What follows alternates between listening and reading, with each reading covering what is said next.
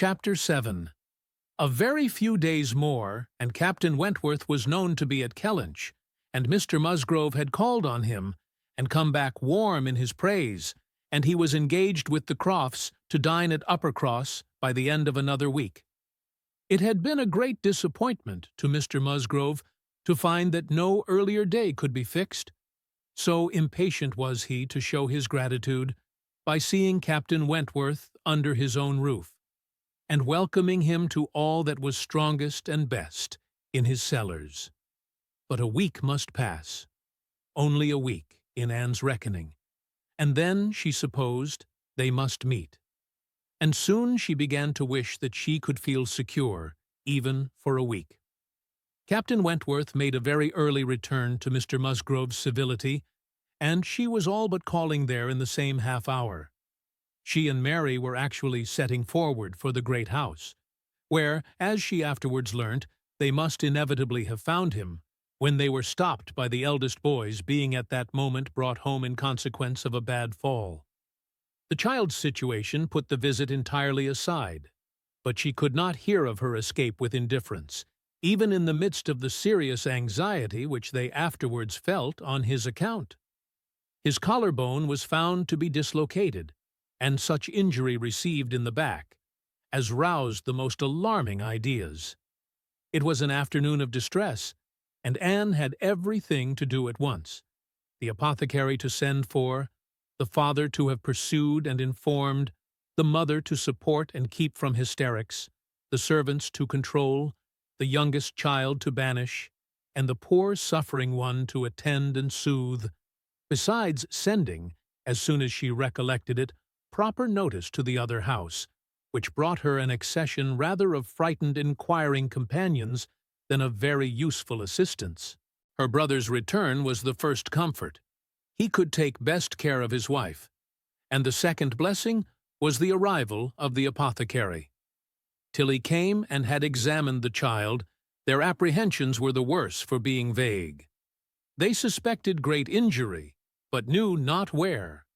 But now the collarbone was soon replaced, and though Mr. Robinson felt and rubbed and looked grave and spoke low words both to the father and the aunt, still they were all to hope the best, and to be able to part and eat their dinner in tolerable ease of mind.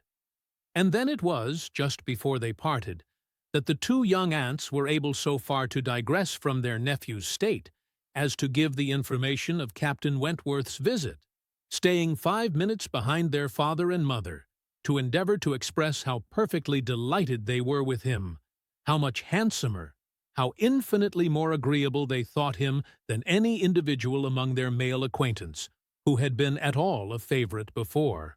How glad they had been to hear Papa invite him to stay dinner, how sorry when he said it was quite out of his power, and how glad again when he had promised in reply to Papa and Mamma's farther pressing invitations to come and dine with them on the morrow. Actually, on the morrow.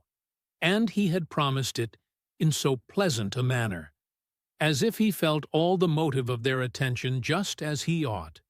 And in short, he had looked and said everything with such exquisite grace that they could assure them all. Their heads were both turned by him, and off they ran, quite as full of glee as of love, and apparently more full of Captain Wentworth than of little Charles. The same story and the same raptures were repeated when the two girls came with their father, through the gloom of the evening, to make inquiries. And Mr. Musgrove, no longer under the first uneasiness about his heir, could add his confirmation and praise, and hope there would be now no occasion for putting Captain Wentworth off, and only be sorry to think that the cottage party probably would not like to leave the little boy to give him the meeting. Oh no, as to leaving the little boy, both father and mother were in much too strong and recent alarm to bear the thought, and Anne, in the joy of the escape, could not help adding her warm protestations to theirs.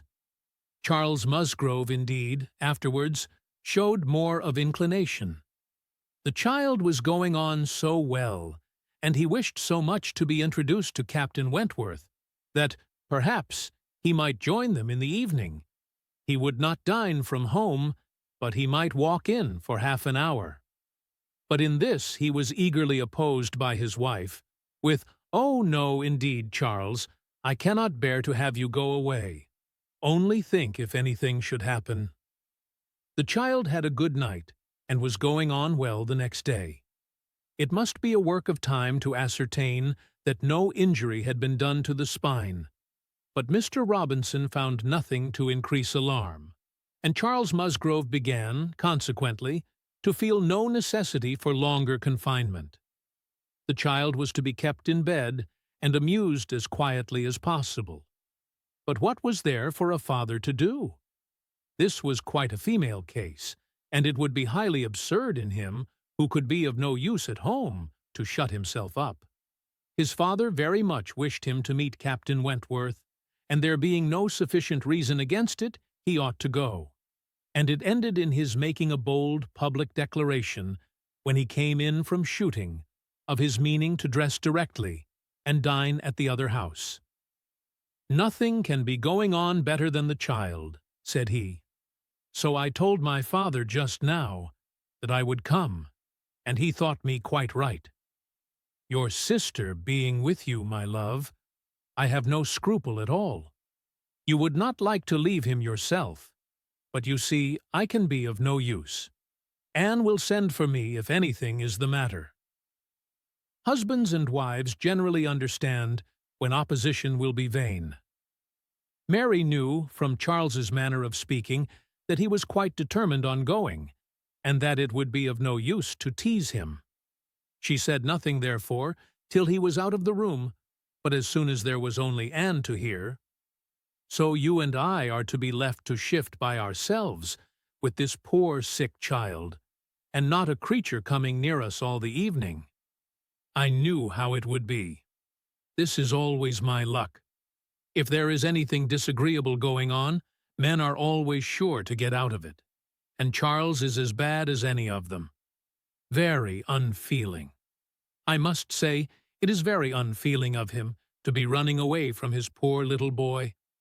Talks of his being going on so well. How does he know that he is going on well, or that there may not be a sudden change half an hour hence? I did not think Charles would have been so unfeeling. So here he is to go away and enjoy himself. And because I am the poor mother, I am not to be allowed to stir. And yet, I am sure, I am more unfit than anybody else to be about the child. My being the mother is the very reason why my feelings should not be tried. I am not at all equal to it. You saw how hysterical I was yesterday. But that was only the effect of the suddenness of your alarm, of the shock. You will not be hysterical again. I dare say we shall have nothing to distress us. I perfectly understand Mr. Robinson's directions, and have no fears. And indeed, Mary, I cannot wonder at your husband. Nursing does not belong to a man. It is not his province. A sick child is always the mother's property. Her own feelings generally make it so. I hope I am as fond of my child as any mother, but I do not know that I am of any more use in the sick room than Charles, for I cannot be always scolding and teasing the poor child when it is ill, and you saw, this morning, that if I told him to keep quiet, he was sure to begin kicking about. I have not nerves for the sort of thing. But could you be comfortable yourself to be spending the whole evening away from the poor boy? Yes, you see his papa can, and why should not I? Jemima is so careful, and she could send us word every hour how he was. I really think Charles might as well have told his father we would all come. I am not more alarmed about little Charles now than he is. I was dreadfully alarmed yesterday, but the case is very different today. Well, if you do not think it too late to give notice for yourself, suppose you were to go as well as your husband. Leave little Charles to my care. Mr. and Mrs. Musgrove cannot think it wrong while I remain with him." "Are you serious?" cried Mary, her eyes brightening. Dear me, that's a very good thought, very good indeed. To be sure, I may just as well go as not, for I am of no use at home, am I? And it only harasses me. You, who have not a mother's feelings, are a great deal the properest person. You can make little Charles do anything. He always minds you at a word. It will be a great deal better than leaving him only with Jemima. Oh, I shall certainly go. I am sure I ought if I can, quite as much as Charles, for they want me excessively to be acquainted with Captain Wentworth, and I know you do not mind being left alone. An excellent thought of yours, indeed, Anne. I will go and tell Charles, and get ready directly. You can send for us, you know, at a moment's notice, if anything is the matter. But I dare say there will be nothing to alarm you. I should not go, you may be sure, if I did not feel quite at ease about my dear child. The next moment she was tapping at her husband's dressing-room door, and as Anne followed her upstairs, she was in time for the whole conversation, which began with Mary's saying, in a tone of great exultation, "I mean to go with you, Charles, for I am of no more use at home than you are. If I were to shut myself up forever with the child, I should not be able to persuade him to do anything he did not like. Anne will stay. Anne undertakes to stay at home and take care of him. It is Anne's own proposal, and so I shall go with you, which will be a great deal better, for I have not dined at the other house since Tuesday." "This is very kind of Anne," was her husband's answer, "and I should be very glad to have you go. But it seems rather hard that she should be left at home by herself to nurse our sick child." Anne was now at hand to take up her own cause, and the sincerity of her manner being soon sufficient to convince him, where conviction was at least very agreeable, he had no farther scruples as to her being left to dine alone, though he still wanted her to join them in the evening, when the child might be at rest for the night, and kindly urged her to let him come and fetch her, but she was quite unpersuadable. And this being the case, she had ere long the pleasure of seeing them set off together in high spirits. They were gone, she hoped, to be happy, however oddly constructed such happiness might seem. As for herself, she was left with as many sensations of comfort as were, perhaps, ever likely to be hers. She knew herself to be of the first utility to the child. And what was it to her if Frederick Wentworth were only half a mile distant, making himself agreeable to others? She would have liked to know how he felt as to a meeting. Perhaps indifferent, if indifference could exist under such circumstances. He must be either indifferent or unwilling. Had he wished ever to see her again, he need not have waited till this time. He would have done what she could not, but believe that in his place she should have done long ago, when events had been early giving him the independence which alone had been wanting. Her brother and sister came back delighted with their new acquaintance and their visit in general. There had been music, singing, talking, laughing, all that was most agreeable. Charming manners in Captain Wentworth, no shyness or reserve. They seemed all to know each other perfectly, and he was coming the very next morning to shoot with Charles. He was to come to breakfast, but not at the cottage, though that had been proposed at first. But then he had been pressed to come to the great house instead, and he seemed afraid of being in Mrs. Charles Musgrove's way on account of the child, and therefore, somehow, they hardly knew how, it ended in Charles's being to meet him to breakfast at his father's. Anne understood it. He wished to avoid seeing her.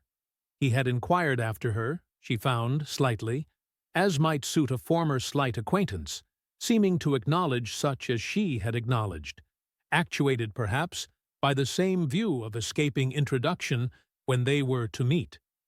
The morning hours of the cottage were always later than those of the other house, and on the morrow the difference was so great that Mary and Anne were not more than beginning breakfast, when Charles came in to say that they were just setting off, that he was come for his dogs, that his sisters were following with Captain Wentworth, his sisters meaning to visit Mary and the child, and Captain Wentworth proposing also to wait on her for a few minutes if not inconvenient.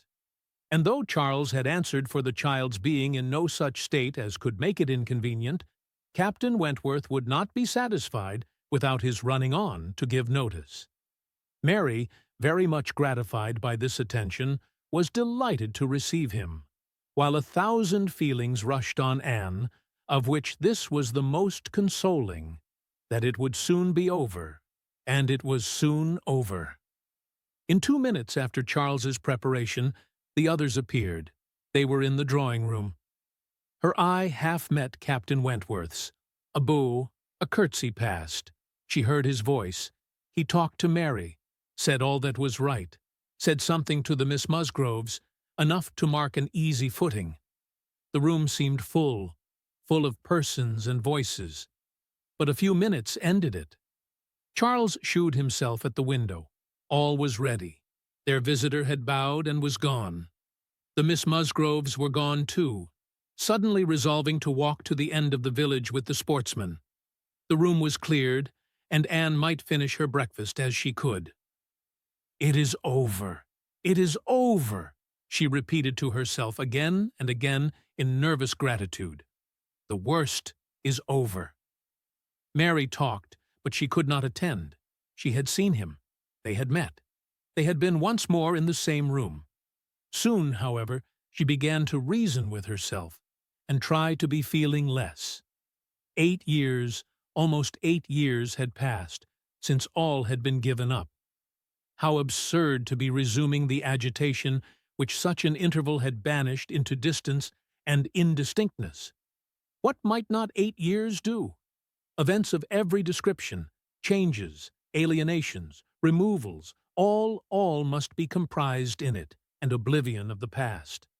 How natural, how certain, too. It included nearly a third part of her own life. Alas, with all her reasoning, she found that to retentive feelings 8 years may be little more than nothing. Now, how were his sentiments to be read? Was this like wishing to avoid her? And the next moment she was hating herself for the folly which asked the question. On one other question, which perhaps her utmost wisdom might not have prevented, she was soon spared all suspense, for, after the Miss Musgroves had returned and finished their visit at the cottage, she had this spontaneous information from Mary. "Captain Wentworth is not very gallant by you, Anne, though he was so attentive to me.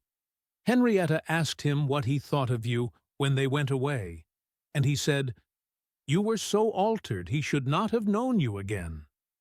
Mary had no feelings to make her respect her sisters in a common way, but she was perfectly unsuspicious of being inflicting any peculiar wound. Altered beyond his knowledge. Anne fully submitted, in silent, deep mortification. Doubtless it was so, and she could take no revenge, for he was not altered, or not for the worse. She had already acknowledged it to herself, and she could not think differently. Let him think of her as he would. No, the years which had destroyed her youth and bloom had only given him a more glowing, manly, open look, in no respect lessening his personal advantages. She had seen the same Frederick Wentworth, so altered that he should not have known her again. These were words which could not but dwell with her, yet she soon began to rejoice that she had heard them. They were of sobering tendency. They allayed agitation. They composed, and consequently must make her happier. Frederick Wentworth had used such words, or something like them, but without an idea that they would be carried round to her. He had thought her wretchedly altered, and in the first moment of appeal had spoken as he felt. He had not forgiven Anne Elliot. She had used him ill, deserted and disappointed him, and worse, she had shown a feebleness of character in doing so, which his own decided, confident temper could not endure. She had given him up to oblige others. It had been the effect of over-persuasion. It had been weakness and timidity. He had been most warmly attached to her, and had never seen a woman since whom he thought her equal. But, except from some natural sensation of curiosity, he had no desire of meeting her again. Her power with him was gone forever. It was now his object to marry. He was rich, and being turned on shore, fully intended to settle as soon as he could be properly tempted, actually looking round, ready to fall in love with all the speed which a clear head and a quick taste could allow. He had a heart for either of the Miss Musgroves if they could catch it. A heart, in short, for any pleasing young woman who came in his way, excepting Anne Elliot. This was his only secret exception, when he said to his sister, in answer to her suppositions, "Yes, here I am, Sophia, quite ready to make a foolish match. Anybody between 15 and 30 may have me for asking. A little beauty, and a few smiles, and a few compliments to the navy, and I am a lost man. Should not this be enough for a sailor who has had no society among women to make him nice?" He said it, she knew, to be contradicted. His bright, proud eyes spoke the conviction that he was nice, and Anne Elliot was not out of his thoughts when he more seriously described the woman he should wish to meet with. "A strong mind, with sweetness of manner," made the first and the last of the description. "That is the woman I want," said he. "Something a little inferior I shall of course put up with, but it must not be much. If I am a fool, I shall be a fool indeed, for I have thought on the subject more than most men."